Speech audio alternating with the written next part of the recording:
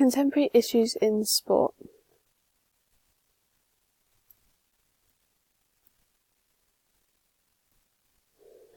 Violence plays a large role in sport due to it being easily triggered by athletes, players, and different rules within a game or event. Due to the history of football, it has always been known as possibly being a violent event. Due to this association with the first football games known as mob football. In women's football, players may become violent because of competitive passion, which plays a role because players can get violent when a game may become more intense. For example, if the match is a final, they may become more competitive because they want to win the game.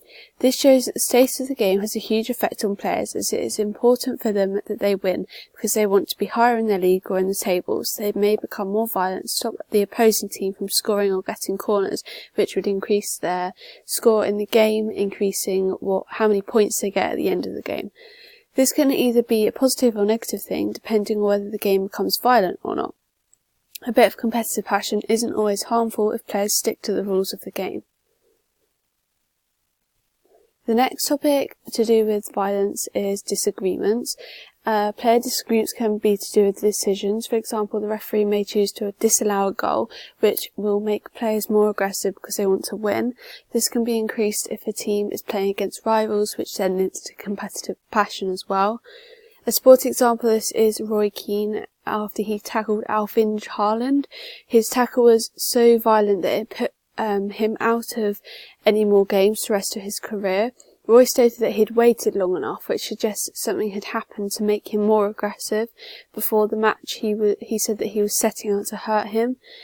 This shows that some players just have a aggressive nature, and performing such a horrific tackle on the opposition has a negative effect because the team member had to be banned and he was held in prison, but also the player that he performed the tackle on suffered lots of injuries, which obviously impacted his career and reputation within his sport. And then the next topic is frustration. This could be linked to losing. There are two different types of aggression. Instrumental aggression, which is the meaning to hurt somebody, but only to stop play. So an example of this could be a player trying to stop a goal, stop the opposition scoring. And then there's also reactive aggression, which is getting revenge on somebody, so you're purposely going out to hurt them to stop a game. An example of this is somebody retaliating to a bad tackle made by an opponent and then them going to tackle them again. It's them reacting to something that's happened within the game. Frustration can be from the opposite team playing badly, and that affects your opposition's performance. This could be linked to higher arousal. Also, types of language used by spectators links to player violence, because bad language being shouted at a player, this could be to do with how they are playing. If they're playing badly, it may influence players to become more hyped up and aggressive because they don't like how they're being spoken to, and this has effects on how they play. Spectators affect the different teams because there's lots of them shouting at the pitch. These are known as collective spectators. This means that lots of people join in with the bad language because they feel they have to conform to social pressure. This could be more intimidating on players, linking to more violent behaviour.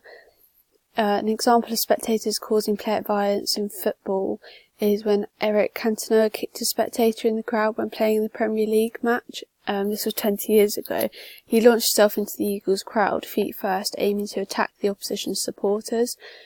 This was due to a member of the crowd yelling really bad abuse at Cantona from one of the walkways up through the seating of the stadium. This sort of name-calling and jeering abuse led him to react aggressively, make him become more violent towards people around him, which makes a dangerous situation within a game. So the next slide is about how to resolve problem players.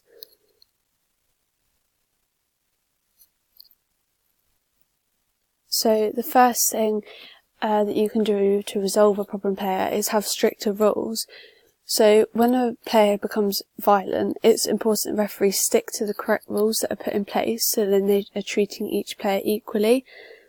rules are set by the national government body to help decrease the amount of violence in football, so it's important that they make firmer rules for players who bend or break the rules of the game. For example, when a player is fouled, it is important that the referee deals with the player, for example, gives a yellow or red card depending on how bad it was, so that they learn that it's an incorrect behaviour in the game and there will always be a consequence to it. Whereas if they don't keep the rules fluent throughout the game, then more people will be more likely to push their luck, being more violent.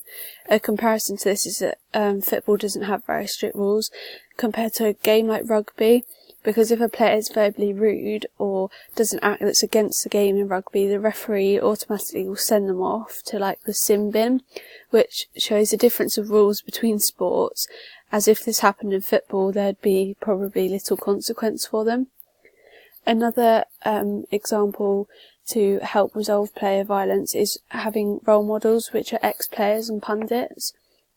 For example, these could be coaches, teachers or parents who should be supporting their athletes. Students or children should be developing the right attitudes and behaviour towards respecting rules and other players within the football match.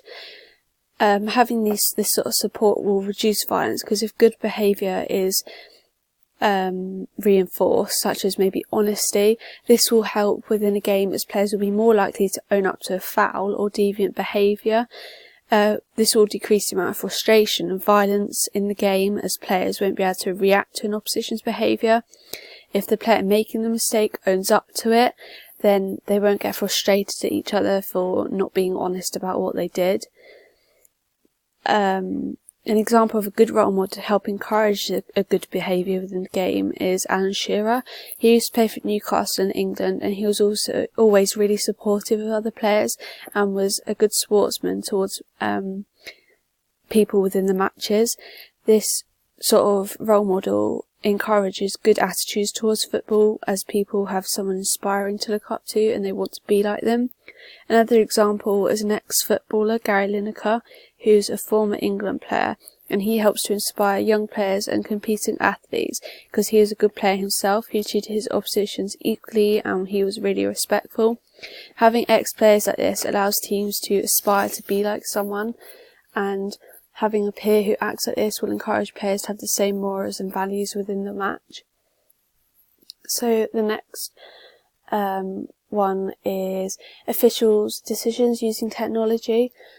So using new technology such as VAR and goal line technology will help to decrease player violence towards the referees and the crowd or anybody like that, because players who are getting frustrated can't argue about unfair choices made by the referees, as VAR is almost like an evidence of the situation. So having this sort of technology could help reduce violence in football, because it may give referees more confidence to come forward with a decision on how they want to deal with something, as they know like a player can't get frustrated, violent about it, and they cannot change what the referee's decision is, because it's like the video is like a backup of it for assistance if they need it. So the next part about violence in football is linked to spectators. So there's different types of violence within football. So I'm covering players and spectators. So one of the problems in spectator violence is due to the use of alcohol. Alcohol affects people's moods, which can change how they act around large groups of people. For example, alcohol can change how people perceive things and how they react to things, making them more open to be aggressive and impatient with things that may happen within the match. For example, if their team is losing, if they're acting on their alcohol, they won't understand that there is consequences to their actions, and they may come aggressive towards police or anybody sort of trying to control situations. The next one is de-individuation. It has a big effect on violence that takes place in the spectators, because it means that people become anonymous within the crowd, allowing them to become more violent, as no one will be able to pick them out of the crowd because they're just being caught up in whatever's going on around them. It gives spectators confidence to join in, as they believe they cannot be identified, as they lose their self-awareness within a group of people. So they are more inclined to join with deviant and violent behaviour during or after a match, and usually this doesn't have much of a consequence to it because they can't be recognised. An example of this is when spectators became violent after a match between Ipswich and Norwich. Police and horses had to hold back the rival supporters, which shows individuals can quickly get caught up within large crowds during football matches. The next problem is the results of matches.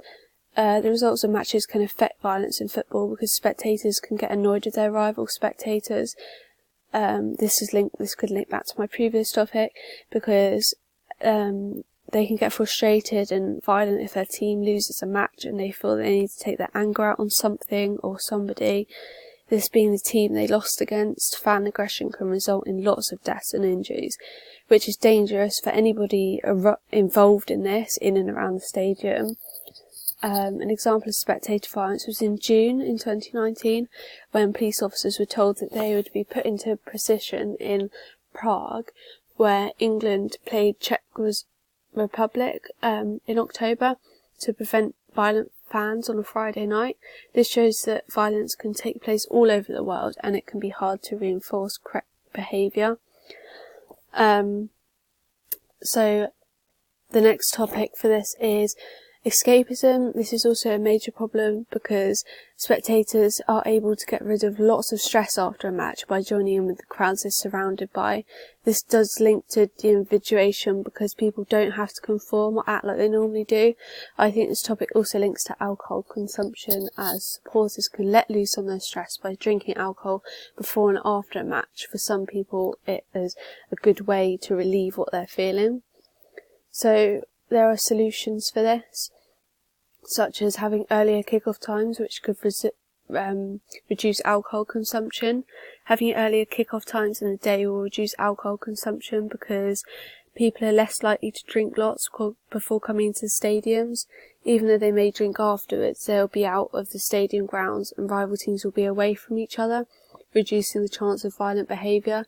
Not drinking as much alcohol before matches means spectators will be more aware of their surroundings and emotions, keeping themselves and each other safer. So the next bit is away fans should be escorted. I think this is really important because if they're being escorted by police or large amounts of security, it will reduce violence because other team supporters will not come into contact with each other. This means there's no reason for any violence to kick off because there'll be nothing for spectators to react to if they're not with each other. It also shows supporters that there's authorities in place to keep control of bad behaviour, showing that they might be put off becoming more aggressive. Another point I think I should make is raising the price of alcohol inside stadiums, because this will reduce the amount of drunk or alcohol driven spectators inside the pitches before matches and stuff,